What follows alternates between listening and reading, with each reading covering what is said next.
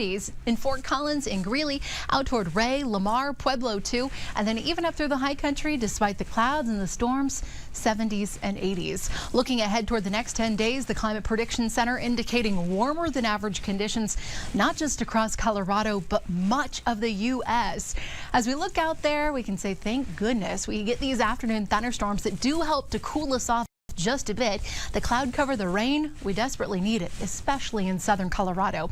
We have some nice rain showers around Telluride and the San Juans, parts of Alamosa and the San Luis Valley, the Sangre de Cristos too. And then here for the Denver metro area, maybe just a couple of light rain showers drifting in, some gusty winds around Fort Collins, and a few isolated showers down there in Douglas County. Otherwise, we stay dry under partly cloudy skies tonight. Temperatures will dip into the mid to upper 50s, so a really mild night here in eastern Colorado with a few spots in the 30s, everyone else up through the foothills and into the mountains in the 40s. A few spots like Allen's Park in the lower 50s. Tonight, partly cloudy skies overall. Again, by 7 o'clock, maybe one isolated shower trying to move into the Denver metro. It doesn't last long, some gusty winds, and then it charges out of here.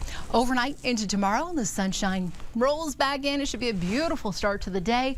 But by the afternoon, 2, 3 o'clock, another round of storms. A better shot at seeing the storms tomorrow afternoon. Nothing severe, so a bit of good news. And they do arrive a bit earlier, so hopefully that should help keep us relatively cool. Showers moving out by about dinner time, 6, 7 o'clock, and they'll be charging off to the eastern plains. Tomorrow, just general thunderstorms expected statewide, so nothing severe. If you are thinking about a pool day, go earlier rather than later, just because we'll be tracking the increasing clouds and the possibility of a couple of thunderstorms out there. Upper 80s to low 90s yet again for the metro area tomorrow. Even warmer off to the eastern side of the state. 70s in Yampa and Aspen and Gunnison, and back to the 90s you go around the western slope and through Grand Junction.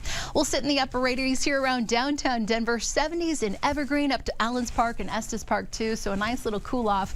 And then looking at the 7-day forecast, like I said, we're going to be flirting with the 90s for the next couple of days. I will be tracking the possibility of a few afternoon, early evening thunderstorms through the rest of the work week, and then we dry out and warm things up. If we don't hit 90 by in the upper 80s all week long. Currently, we're sitting at 80 degrees, courtesy of some cloud cover and a couple of isolated storms racing off the foothills. Otherwise, highs continue in the 90s off to the eastern plains, 70s and low 80s still up through the high country. Looking at the next couple of days, more heat pushing back into Colorado as this ridge of high pressure only continues to strengthen. The good news, though, is that we will be tracking afternoon thunderstorms, so the cloud cover and the light rain should help to cool us off. I'll be monitoring just a few of those showers here in the Denver area this evening. Otherwise, partly cloudy skies on deck for us. We will be flirting with the 90s all week long, and then it is going to be pretty toasty for Dad. I'll show you that super 7-day forecast in just a few minutes. Looking forward to 2025. 99 is the record. Certainly nowhere near that, and that is a-okay with me. We were in the 90s, though, in northern Colorado this afternoon. Around Akron and Ray, Lamar, too. Pueblo as well. 80s in Steamboat. Over toward Eagle and 90 on the nose in Grand Junction. This is what I'm talking about. The Climate Prediction Center indicating over the next about week and a half, we are looking at warmer than average conditions, not only for Colorado, but if you're doing any kind of traveling, much of the country. These afternoon, evening thunderstorms helping us out quite a bit. Most of the action has been across southern Colorado. Some nice rain showers pouring in across the San Juans through Telluride, Durango, and then upwards toward our central mountains, Alamosa, the San Luis Valley picking up some nice rain. All of those areas looking at extreme drought conditions out there, so they'll take every drop they can get. But monitoring a few isolated showers up through the foothills, certainly that cloud cover pushing back in here to the metro area. Some gusty winds, a quick little sprinkle, and then these storms are long gone.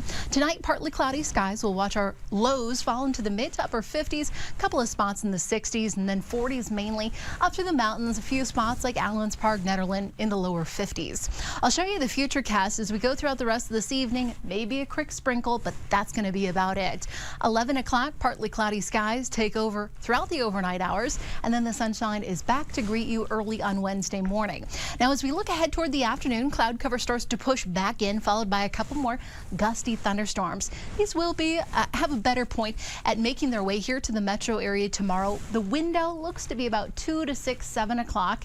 Again, nothing severe, so that's some good news. And then by about dinner time, they're off to the eastern plains. Looking at the threat for any kind of severe storms, that's going to be further off to the northwest. For much of Colorado, just general thunderstorms expected tomorrow. 88 degrees, though, it still is going to be a hot day, so hopefully the cloud cover and the storms will at least help to cool us off by about 3, 4 o'clock.